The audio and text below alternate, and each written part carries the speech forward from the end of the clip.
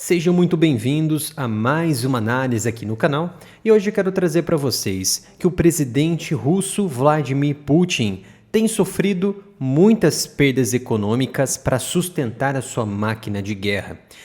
E até agora, todos os seus ensaios e também ações econômicas tiveram resultados em parte positivos para manter a economia flutuando mais para cima do que para baixo. Mas também percebeu a sua maior empresa de gás e petróleo balançar. Nos últimos dias, essa empresa, Gazprom, anunciou vendas de suas propriedades por conta da crise do ano passado e agora foi obrigada a mudar as cadeiras de comando das Forças Armadas Russas. Sai Patrushev e Shoigu e entra Andrei Belousov. Mas antes, peço gentilmente para você se inscrever aqui no canal, ativar as notificações, que isso vai ajudar na continuidade do meu trabalho, e também curta e compartilhe o vídeo para que possamos ganhar ainda mais relevância na comunidade geopolítica. Até o momento, a máquina de guerra da Rússia, lá na Ucrânia, tem trazido ali muitos problemas para a economia da Rússia, que precisou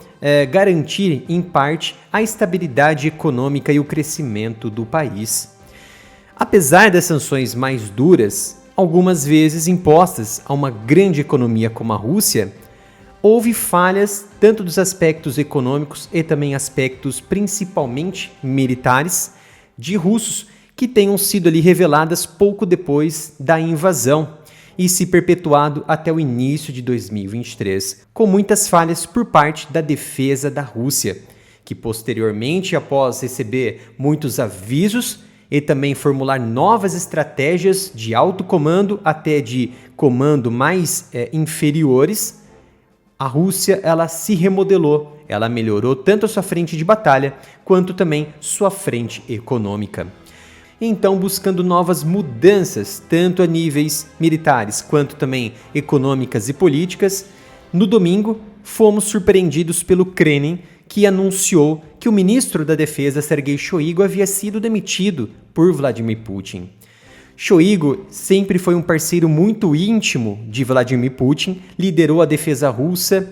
e também órgãos de alto escalão desde 2012 e há mais de 12 anos está à frente ali da defesa da Rússia e se destacou no vínculo íntimo de amizade com Vladimir Putin, tanto no relacionamento pessoal quanto também relacionamento familiar e com amigos do presidente, participando ainda de eventos celebrativos, pescas, acampamentos e até mesmo de caça lá na cidade natal de Putin, que é São Petersburgo, como acontecia até mesmo com os líderes da União Soviética lá no passado, sendo um momento de descontração, a proximidade, confiança e também de discussão de elementos e de assuntos de alto valor sem serem ouvidos pelo Kremlin.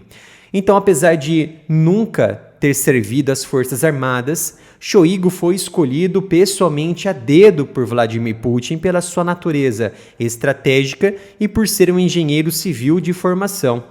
o que irritou na época o alto escalão do Kremlin. Mas Shoigu não foi jogado às traças, pelo contrário. Como uma marionete direcionada por Vladimir Putin, Shoigu foi nomeado como chefe do Conselho de Segurança da Rússia. E o que isso significa? Que Patrushev foi retirado do seu cargo, que dentro dessa cúpula do Conselho de Segurança está o braço direito de Putin, que é também uma confiança máxima de Vladimir Putin, que é o ex-presidente da Rússia, Dmitry Medvedev, que atua como vice-presidente do Conselho de Segurança. Agora, houve essa mudança de cartada, tirando o Sergei Shoigu como chefe do Ministério da Defesa de todas as Forças Armadas, colocando ele como um conselheiro já experiente, muito mais experiente, se formos observar, do que Patrushev. Teve uma linha de experiência como ministro da Defesa, teve todo um abalo desde 2014, como também 2023, 2022, 2023 e agora 2024, assume a chefia do Conselho de Segurança da Rússia e está à frente até mesmo de Dmitry Medvedev. é o que a gente acredita. Em 2023, Sergei Shoigu foi palco de um grande debate e de uma grande ruptura da instituição sagrada chamada Ministério da Defesa da Rússia. Porque o chefe da defesa, Sergei Shoigu, ele começou a ter muitas intrigas, uma rivalidade mais acentuada com o chefe mercenário de Wagner Group, Yevgeny Prigozhin, que morreu num suposto acidente aéreo. Sobre essa briga entre eles, tudo foi relacionado com a guerra na Ucrânia, em que Prigozhin, que liderou esse montim de curta duração contra Moscou, chegando a até mesmo ali 100 km de distância de Moscou, ele havia acusado Sergei Shoigu de ser um palhaço idoso e também dizendo que ele não tem legitimidade para assumir o cargo e estar nesse nível de cargo de confiança por conta das derrotas que o exército russo vinha sofrendo, principalmente na região de Bakhmut e em outras regiões mais na linha de frente ao leste na Ucrânia. Principalmente pelo fato de Sergei Shoigu, em alguns momentos, refutar a entrega de equipamentos militares para a Wagner Group para continuar a sua linha de defesa. E ainda ele tinha colocado uma ordem para que todos os soldados mercenários de Wagner Group fizessem parte como obrigação do exército russo, tornando eles de mercenários para soldados regulares do exército russo, o que desagradou e irritou muito Yevgeny Prigozhin, que através também de após sofrer alguns ataques por conta do exército russo, ele se voltou contra a alta liderança de defesa e também de parte do executivo de Moscou, promovendo um motim que caminhou em direção a Moscou, que, é claro, foi contido através de um acordo secreto entre Bielorrússia, Putin e Yevgeny Prigozhin. Então, houve essa balançada de corda e, claro, quem recebeu o pior cenário possível foi Yevgeny Prigozhin, que morreu num acidente, suposto acidente aéreo. Mas quem é o escolhido por Putin para assumir o cargo de defesa de Sergei Shoigu? Putin nomeou Andrei Beluzov, um conselheiro econômico formado em economia de longa data